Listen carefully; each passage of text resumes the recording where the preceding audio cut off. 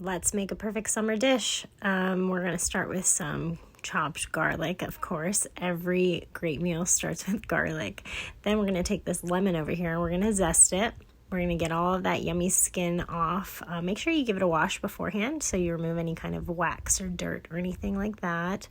Make sure you get all of the zest. So I have some delicious whitefish here. This is actually barjack, but you can use snapper or flounder or any kind of whitefish that you prefer. I bet this would even be great with salmon. Then you're going to take your garlic and lemon zest and put it all over the fish. Add a little olive oil to that.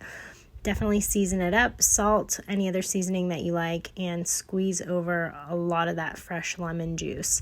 I have an oven preheated at 400 degrees, and once I have the fish all seasoned and ready to go, I'm going to put it in the oven for about 20 minutes.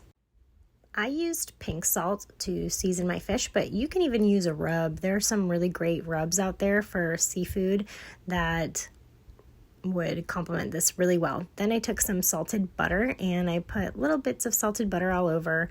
I know I already put olive oil, but you just can't replace really great butter, right?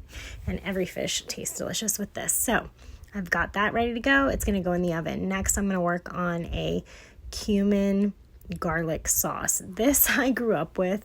I don't really know what to call it because it's an Arabic condiment. You take ground cumin and crushed up garlic and some olive oil, and ideally you cook this over the stove top so it gets kind of smoky. I know cumin is already smoky, but it gives it another layer of flavor. So then I put it all in a muddler and just kind of went to town with it. I added some lemon juice and then I put it in a little dish off to the side for later. This is so good with fish. Ideally you would eat this with fried fish. It's excellent with fried fish, but we're going to have it with baked fish tonight. With how hot it's been lately, I knew I wanted to do some sort of fresh, cool salsa on the side, so I decided to go with mango.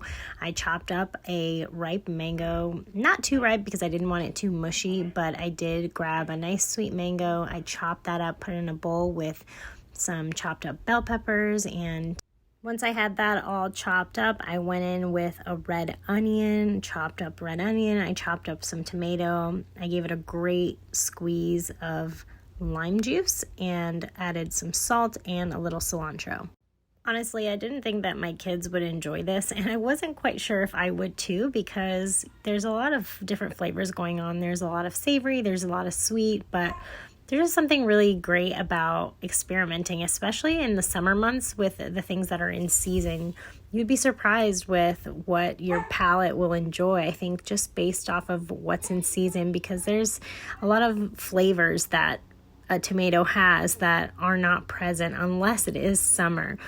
I think I want to encourage you guys to all find vegetables and eat fruits that are in season. So as recipes roll out here from my kitchen, I'm going to do my best to stick to things that are either locally grown here where I am in northeastern Florida or just in season in general. So get ready to see a lot of fruits, a lot of vegetables here coming out of my kitchen. So here I am finishing up this salsa. It was so good. I got everything in the bowl. I gave it a good mix. And once that was all mixed together, I put it in the refrigerator to stay cool until we are ready to eat.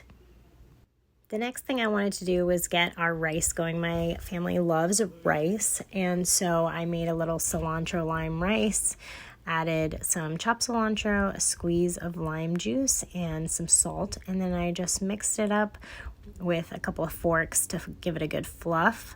And you know, one of my daughters, she only eats plain white rice. That's what she loves. And sometimes we go out to restaurants and she says, that's what I want, just plain white rice. But she did end up liking this, so I was happy about that. The last thing I made were some refried black beans. I took a can of black beans, I simmered them on the stove with some salt and bay leaves and crushed up a few, and there you have it.